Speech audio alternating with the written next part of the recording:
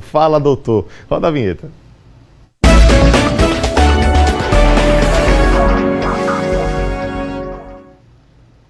Gente, esse mês é dedicado à campanha Setembro Amarelo. O movimento teve início no Brasil em 2015 com o objetivo de conscientizar as pessoas sobre o suicídio e evitar que ele aconteça.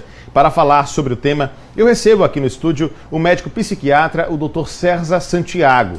Doutor, muito bom dia, é um prazer imenso tê-lo aqui com a gente. Que bom que o senhor está aqui para falar dessa campanha que é muito importante, né, doutor? Bom dia. Bom dia, Lucas. Bom dia, telespectadores. Uma alegria estar aqui, iniciando setembro, dando essa entrevista. Perfeito, primeiro dia do mês e o doutor já está aqui trazendo essas informações que são importantes. Nós temos perguntas dos nossos telespectadores, perguntas que aparecerão aqui em nosso telão. Vamos acompanhar a primeira.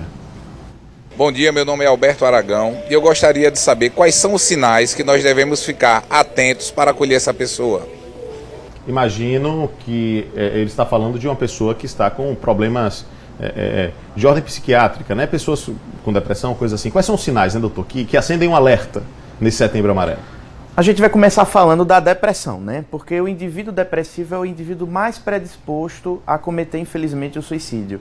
Então, você observa no indivíduo uma tristeza que nunca passa, ou uma tristeza a maior parte do tempo. Desânimo, desesperança.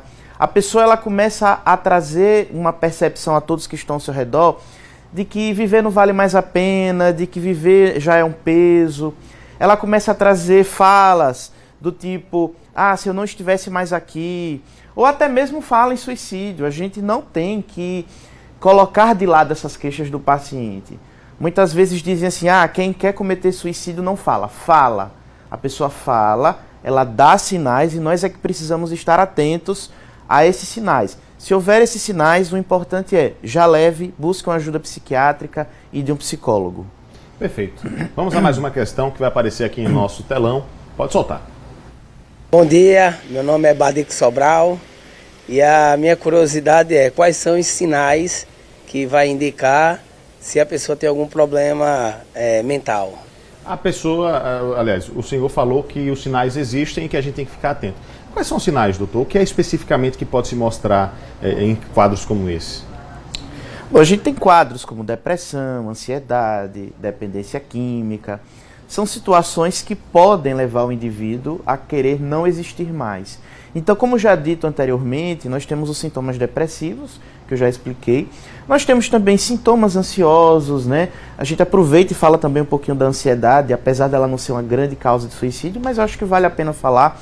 Preocupações excessivas, angústias, a pessoa começa a ter sintomas físicos. Então, doutor, eu estou com o coração muito acelerado, eu estou suando, eu estou com tremores, eu estou com uma diarreia que nunca melhora, tontura, boca seca, associado a um quadro psicológico, psiquiátrico, emocional, de preocupações, de medos, que, por exemplo, talvez você não sentisse com tanta intensidade, mas aquela pessoa sente a tal ponto de causar sofrimento. O principal sinal de que você deve buscar ajuda, de que você deve buscar um psiquiatra e um psicólogo há sofrimento a partir das suas emoções. Você está começando a olhar para a vida com a sensação de desesperança, de que ela já não está valendo a pena, busque ajuda porque isso melhora.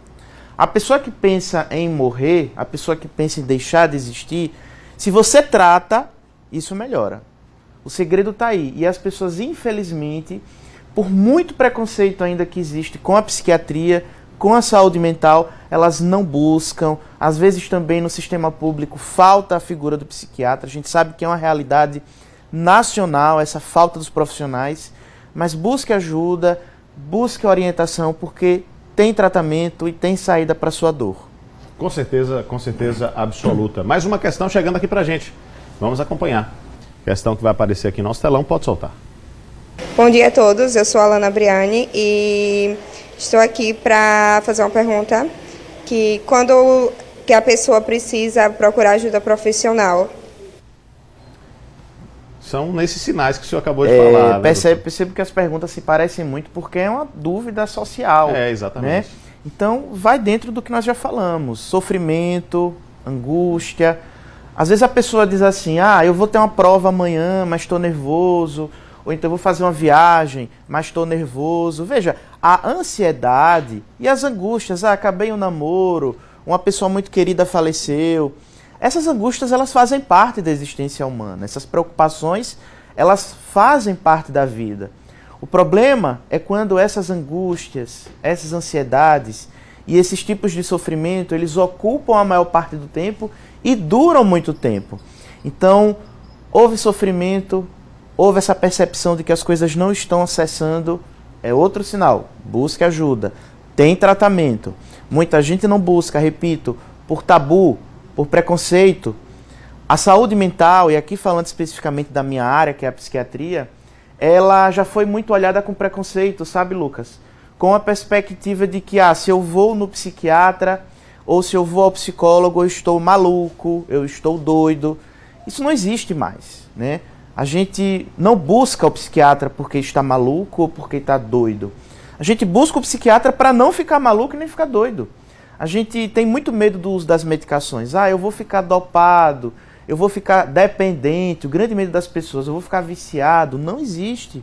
Um tratamento feito com um especialista, com os devidos critérios, o nosso paciente ele vai ter um resultado excelente e vai ter alta, a depender da situação. Nem sempre, mas a grande parte vai ter alta. Perfeito. Vamos a mais questões. Chegando aqui em nosso telão, vamos acompanhar, pode soltar. Bom dia, meu nome é Arthur. Eu gostaria de saber qual a importância da rede de apoio. Essa é uma boa pergunta, doutor? É uma pergunta excelente, porque a rede de apoio ela não se caracteriza apenas com a figura do psiquiatra, do psicólogo, do assistente social, do educador físico. Essa é a equipe multidisciplinar que deve fazer parte do tratamento do paciente com transtorno mental. Mas a rede de apoio ela também envolve familiares, amigos, um pai, uma mãe, um tio, um amigo, um professor. Então, são essas pessoas ao redor, as leigas, que não entendem como é que se aborda um suicida, como é que se aborda uma depressão, que devem estar à disposição dessa pessoa sem julgamento. Sabe aquela coisa que a gente ouve muito, que pacientes com depressão escutam? Seja forte, tenha força. Por que a gente não fala isso para uma pessoa que está, por exemplo, com a infecção intestinal? Seja forte, tenha força. Mas quando é mental, a gente fala. Isso é preconceito. É a ideia de... Desculpe até interromper, doutor, mas é como se a sociedade, boa parte dela, tivesse a impressão de que é uma subdoença, né? Como se nem fosse uma doença. Como se fosse uma escolha. Uma escolha, exato. Uma escolha. Então, eu escolhi estar depressivo, mas se eu for ali, a pessoa brincar, vá lavar uma cesta de roupa suja, vá lavar prato, vá tomar sol que passa. A gente tem que entender que depressão, e aqui falando dela porque ela é a maior causa de suicídio, é uma doença. A gente tem alterações cerebrais, a gente tem repercussões orgânicas. Mas voltando para a rede de apoio, é de suma importância que as pessoas ao redor, elas não tenham preconceito. Que essas pessoas, no mínimo, escutem sem julgar.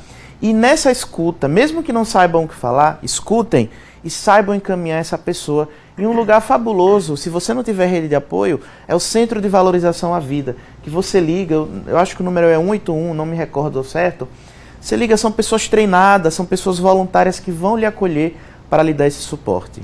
O meu diretor vai confirmar para a gente o número do CVV, porque o 181 é o da Polícia Civil. Mas o Fábio Teles, nosso diretor aqui, vai confirmar. Confirme para mim, Fábio, depois, o número do CVV, para a gente poder passar certinho aqui. Enquanto isso, vamos a mais uma pergunta, que vai chegar aqui no nosso telão. Me parece que é a última pergunta dos nossos telespectadores. Vamos acompanhar. Bom dia a todos, eu sou Pablo. Queria saber qual a diferença da síndrome de burnout para a depressão. É uma pergunta boa, porque o burnout, ele vem de uma expressão de como se fosse assim, queimado, uma coisa vem mais ou menos nesse sentido, mas ela está relacionada ao trabalho. Esse esgotamento psíquico e emocional e físico também, mas a gente aqui falando do aspecto emocional e psíquico, ele tem relação com o trabalho. Então, é um trabalho que lhe demanda energia, são trabalhos que exigem demais do trabalhador. É uma profissão que você no ambiente de trabalho se sente exageradamente cobrado e aí você começa a adoecer, a sofrer. A gente vê que a pessoa ao chegar ao trabalho sente muita ansiedade, muita preocupação, deprime também, né? A depressão ela não tem relação com o trabalho. Então, se você chega para uma pessoa com burnout e oferece a ela, por ela estar doente, por exemplo, um atestado, um afastamento, uma licença, vamos lá, de 90 dias e ela se afasta, ela tende a melhorar, né? A depressão, mesmo que você dê o atestado, se você não fizer um tratamento, ela não tende a melhorar porque ela não tem relação específica e exclusiva com o trabalho. Ou seja, burnout, a relação é única e exclusiva com o trabalho. Depressão, ela não tem apenas a relação com o trabalho, mas com diversos outros aspectos.